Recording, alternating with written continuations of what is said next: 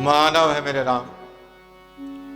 आज राम चल रहे हैं लंका से अयोध्या की ओर। लंका विजय हो गई है, सीता भी प्राप्त हो गई है। लंका में राम राज्य की स्थापना हो गई है। लंका में राम ने अपना राज्य स्थापित नहीं किया है, विभीषण को राजा बनाया है। लेकिन विभीषण राज्य कैसे करेंगे? राम राज्य की अवधारणा के अनुकूल। राम राज्य की अवधारणा बहुत सुंदर है, जो राम की अपनी कल्पना है। राम राज्य में सात्विक भोग है, भोग है, संन्यास नहीं है मेरे राम। लेकिन भोग कैसा है? सात्विक भोग है। जैसे सात्विक रस होता है, सात्विक रस में काम के प्रति आकर्षण भी होता है, काम का भोग भी होता है, वात्सल्य भी होता है, लेकिन तम नहीं होता है। जो रज है, रज भोग है, वही सात्विक भोग है। और सामाजिक न्याय, राम की जो संकल्पना है राम राज्य की, उसमें है सामाजिक न्याय, सोशल जस्टिस। प्रत्येक व्यक्ति को न्याय मिलना, समाज के अंतिम व्यक्ति को भी न्याय मिलना। जो न्याय का अधिकारी है उसे न्याय मिलना। वो व्यक्ति कौन है, ये प्रश्न महत्वपूर्ण नहीं है। यही स्थापना की है राम ने अपने प्रबोधन से, अपने कर्म के प्रबोधन से लंका में, और लौट चले हैं अयोध्या की ओर, अपने घर की ओर। रामेश्वरम के उस पार लंका के तट से पुष्पक विमान अयोध्या के लिए फ्लाई करता है, उड़ान भरता है। राम स्वयं को और सीता को बहलाए रखना चाहते हैं। बहलाए क्यों रखना चाहते हैं? इसलिए कि सीता की राम ने अग्नि परीक्षा दी।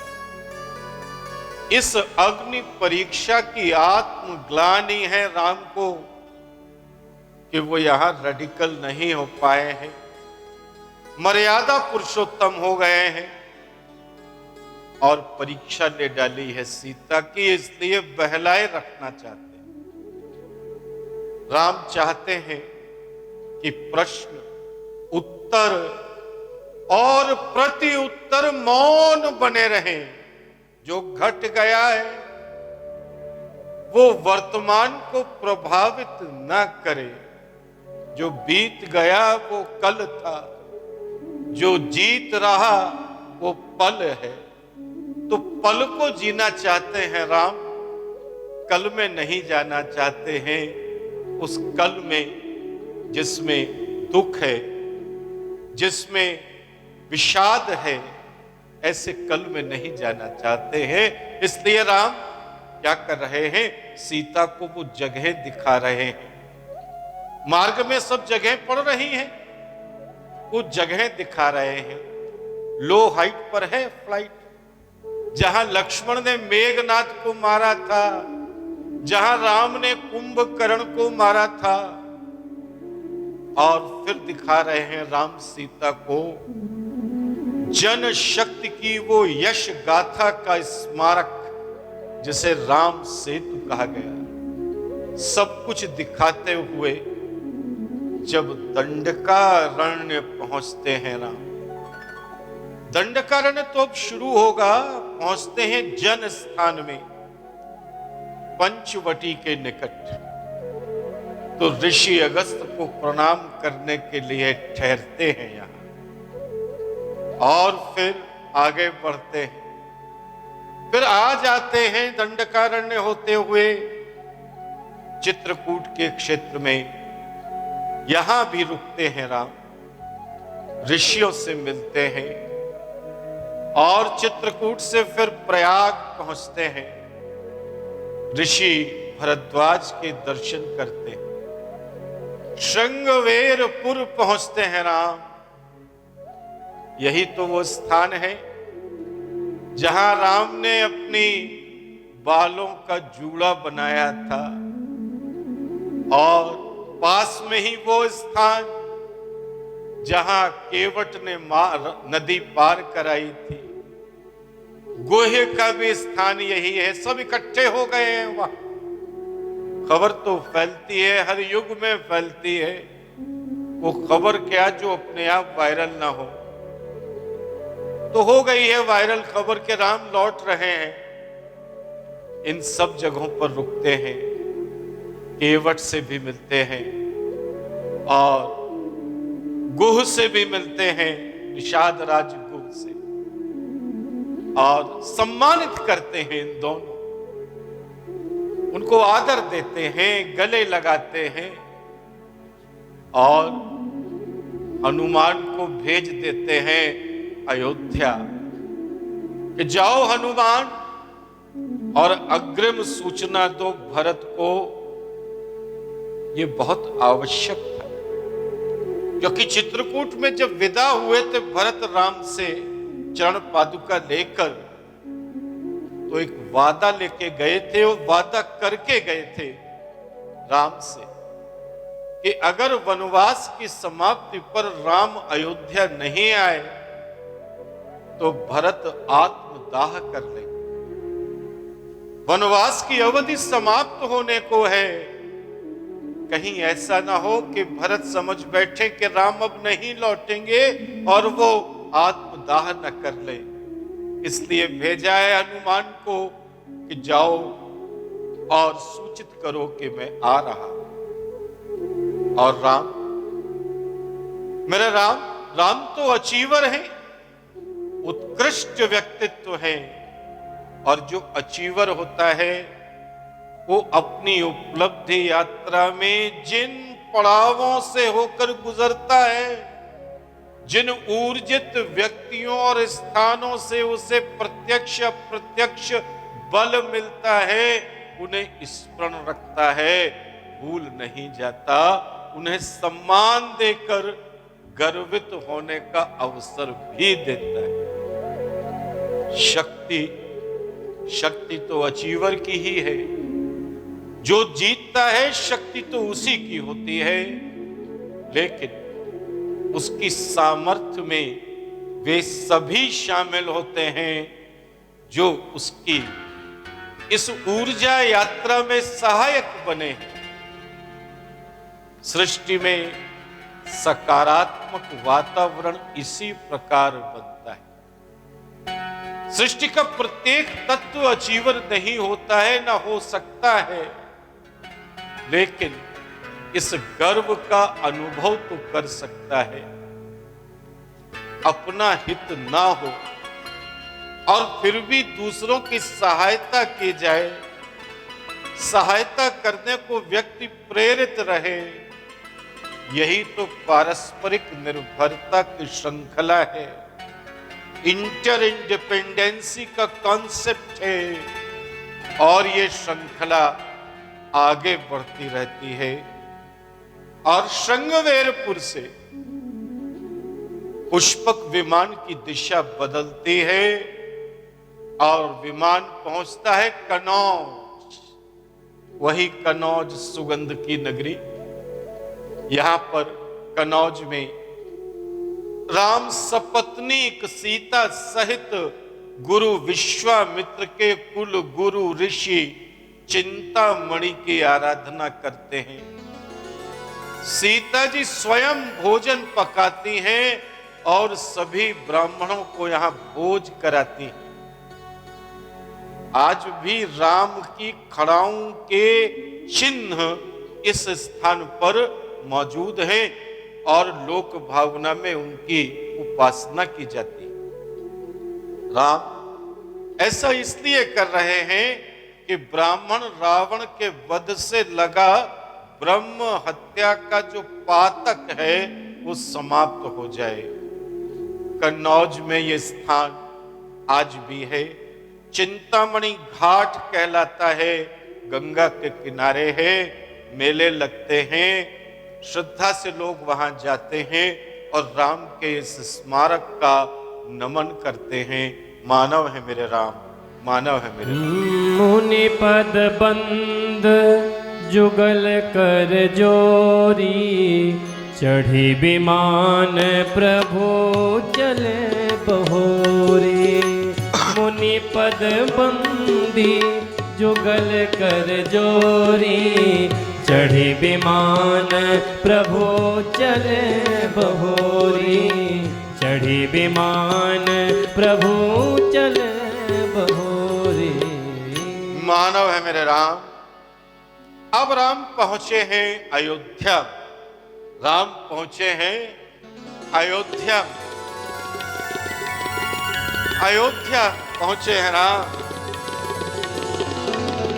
अयोध्या पहुंचते ही राम स्वागत करने आए। हजारों लोगों के रोम रोम में पहुंच गए हैं राम, रोम रोम में पहुंच गए हैं राम।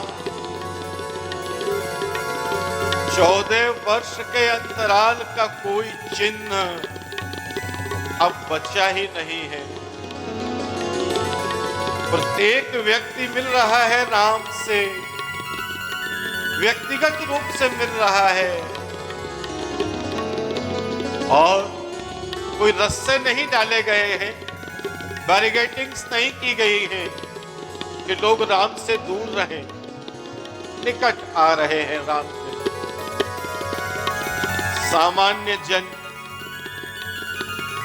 सामान्य जन से निकटता ही उत्कृष्ट व्यक्ति की विशिष्ट पहचान होती है। जो विशिष्ट होता है, अचीवर होता है, वो जितना सामान्य व्यक्ति के निकट पहुंचता है, जी हां मेरे राम, उतना ही वो रोम रोम में बसता है। रोम रोम में कोई ऐसे नहीं बसता। भारत के प्रधानमंत्री आए थे एक सभा में, भारत के प्रधानमंत्री आए थे एक सभा में। एक वृद्ध महिला ने जो बैरिकेडिंग लगी हुई थी, दूर से चिल्ला करके एक कार्ड फेंका उनकी तरफ, उनका नाम लेकर के कि मेरी बेटी की शादी है, आना जरूर। भारत के प्रधानमंत्री को एक सामान्य महिला अपनी बेटी की शादी का निमंत्रण दे रही है। प्रधानमंत्री तो नहीं आ पाए, उन्होंने अपनी बेटी को व्यवहार लेकर, साड़ी लेकर, मिठाई लेकर, नगद धनराशि देकर भेजा कि जाओ और इस माता की बेटी में मेरा व्यवहार पहुंचाओ। क्योंकि बेटी की शादी का निमंत्रण अगर आए और व्यक्ति नहीं भी पहुंच पाए तो व्यवहार पहुंचाना हमारी संस्कृति है। निभाया था भारत के प्रधानमंत्री। तो राम की निकटता प्रत्येक व्यक्ति से है, दूरी नहीं है। इसीलिए तो राम रोम रोम में बसते हैं। अयोध्या के संरक्षक, कुल गुरु और महामात्य कौशल राज्य के और राम के गुरु वशिष्ठ, महर्षि वशिष्ठ का स्थान कौशल राज्य में बड़ा अलग है। वे महामात्य हैं, महामंत्री, यानी राजपोषित है। राजा उन्हें इस बात का तनख्वाह देता है। और वशिष्ठ कौशल राज्य के गुरु हैं, आचार्य हैं, शिक्षक। इसीलिए जरा प्रोटोकॉल देखिएगा। अब रामचरितमानस पढ़ के देखिएगा कि जब महामात्य के रूप में वशिष्ठ की आवश्यकता होती है तो दशरथ उन्हें बुलाते हैं, और गुरु नहीं, महामात्य वशिष्ठ आते हैं दशरथ के पास। और जब दशरथ को मंत्रणा करनी होती है, गुरु का संरक्षण चाहिए होता है, आचार्य का संरक्षण चाहिए होता है तो बुलाते नहीं हैं, बुलाते नहीं, दशरथ बुलाते नहीं हैं। वशिष्ठ को स्वयं जाते हैं उनकी कुटिया पर और अपनी बात कहते हैं। प्रोटोकॉल बदल जाता है, व्यक्ति एक है लेकिन स्वरूप दोहरा है। वशिष्ठ आए, वो भी स्वागत में आए हैं इसलिए क्योंकि महामात्य को स्वागत करना है अयोध्या के राजा का। राजा और राजा भरत आए हैं और राम क्या कर रहे हैं यहां?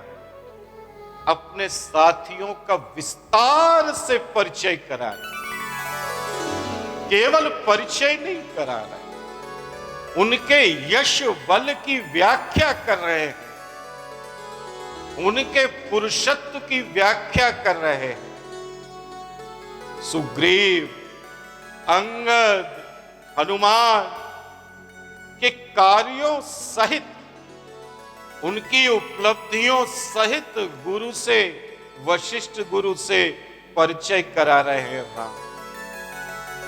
और राम के वनवासी साथियों को आत्म गौरव की विशेष अनुभूति हो रही है मेरे राम कि उनका परिचय कैसे कराया जा रहा है। ऐसी क्रियाओं से राम को पता है, राम जानते हैं कि जब ऐसे कार्य किए जाते हैं, ऐसी क्रियाएं की जाती हैं तो अनुयायियों और साथियों में नेता के प्रति समर्पण का भाव बढ़ता है। राम अपने साथियों के गुणों की विशेष व्याख्या कर रहे हैं। और इतना ही नहीं, राम जब साथियों के साथ विमान से उतरकर अयोध्या में प्रवेश करने के लिए रथ पर बैठते हैं तो अपने साथियों को व्यवस्थित रूप से रथों पर बैठाने का निर्देश भी देते हैं और अपने रथ के साथ ही साथियों के रथ भी चलवाते हैं। सम्मान देना है, गौरव की अनुभूति देनी है। और इतना ही नहीं, राम तो डिप्लोमैट भी हैं, कूटनीति भी जानते हैं। राम अयोध्या वासियों को यह एहसास कराना चाहते हैं कि अपने अयोध्या राज्य के बिना भी वन में, दंडकारण्य में, लंका में राम कितने सामर्थ्यवान है।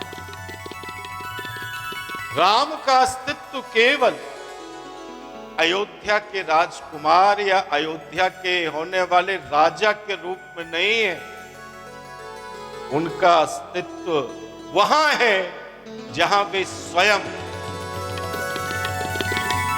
राम अपने साथियों के माध्यम से अयोध्या की जनता और अयोध्या की सेना और अयोध्या के राजपुरुषों के सामने स्वयं को प्रमाणित कर रहे हैं।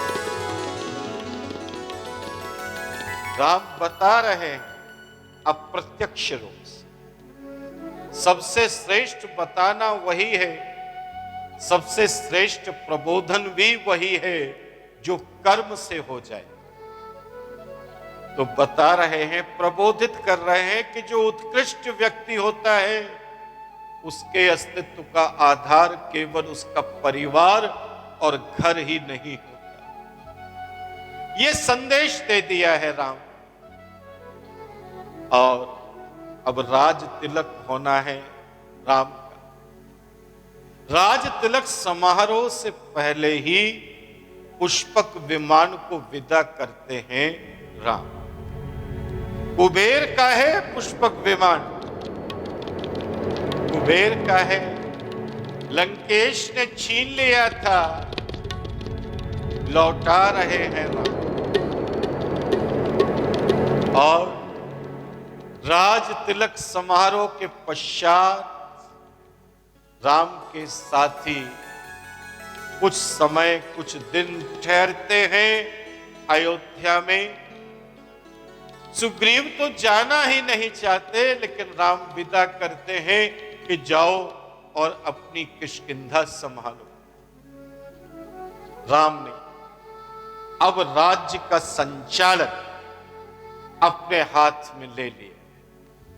भरत अब नंदीग्राम से आकर अयोध्या में रहने लगे, क्योंकि 14 वर्ष तक भरत ने अयोध्या से शासन नहीं किया। नंदीग्राम एक निकट में स्थान है, वहां झोपड़ी बनाकर के रहते थे, वनवासी का जीवन व्यतीत करते थे और वहीं से राज्य का संचालन किया। राम ने अब सभी तीनों भाइयों में कार्य विभाजन भी कर दिया है। राज्य व्यवस्थित होने लगा है।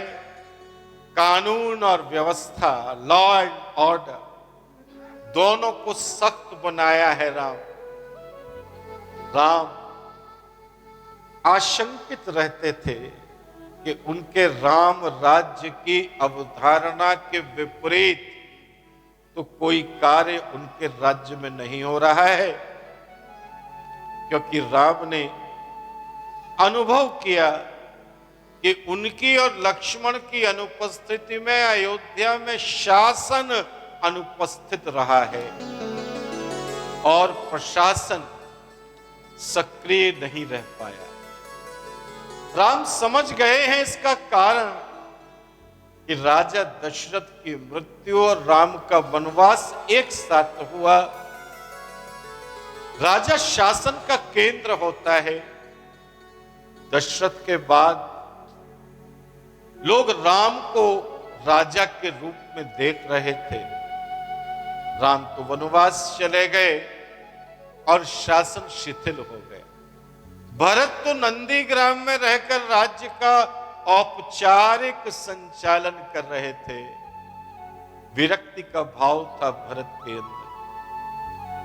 भरत को पीड़ा थी कि राज्य और उनके कारण ही राम को वनवास मिला है, और शत्रुघ्न एक राजकुमार के रूप में तो ठीक है, लेकिन प्रशासक की भूमिका में उनकी क्षमताएं उतनी श्रेष्ठ नहीं थी।